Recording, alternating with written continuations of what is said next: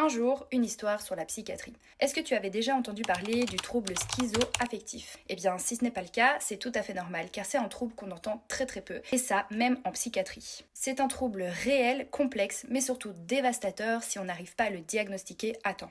Le trouble schizo-affectif, c'est un trouble psychiatrique sévère qui mélange des symptômes de la schizophrénie et des symptômes du trouble de l'humeur. Alors attention, ce n'est pas un mixte flou de plusieurs troubles, il y a bien un diagnostic qui a été super bien détaillé dans le DCM-5 et qui a son diagnostic à part entière. Alors pour parler réellement du trouble schizo-affectif, il faut que la personne ait vécu plusieurs choses, notamment le fait d'avoir vécu 2 semaines minimum de réelles crises psychotiques, donc le fait d'avoir des délires, le fait d'avoir des démences, le fait d'avoir un discours désorganisé, etc.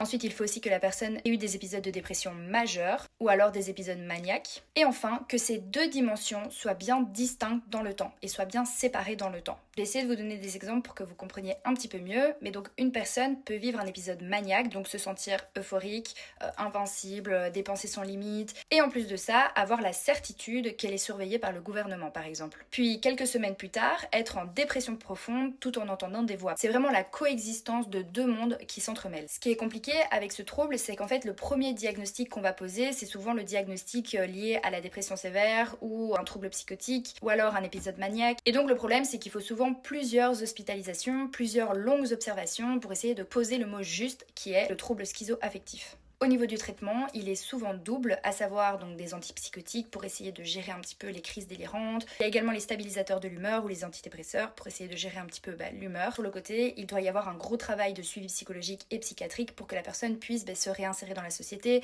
comprendre ses symptômes, reconstruire sa stabilité émotionnelle. Tout ça demande du temps, de l'investissement et énormément d'énergie. C'est un trouble qu'on diagnostique souvent vers l'âge de 20 à 30 ans, peut être autant chez les femmes que chez les hommes, et pourtant, très peu de personnes en ont déjà entendu parler. Je sais pas du tout si c'est très clair ce que je viens de t'expliquer, mais si je devais résumer en gros ce que c'est le trouble schizo-affectif, c'est donc un trouble psychiatrique hyper grave et complexe qui mêle des symptômes psychotiques liés à des troubles de l'humeur, mais attention, ce n'est ni la schizophrénie ni la bipolarité. C'est très dur de poser un diagnostic direct, mais il faut savoir qu'il y a bien un diagnostic à part entière. D'ailleurs, je vous invite à aller regarder la DSM-5 si ça vous intéresse pour voir vraiment les détails de ce que c'est. C'est un trouble qui n'est pas énormément connu, mais il mérite tout autant de l'écoute, de la compréhension et beaucoup d'accompagnement. J'espère en tout cas que cette histoire vous aura plu et moi je vous fais des gros bisous.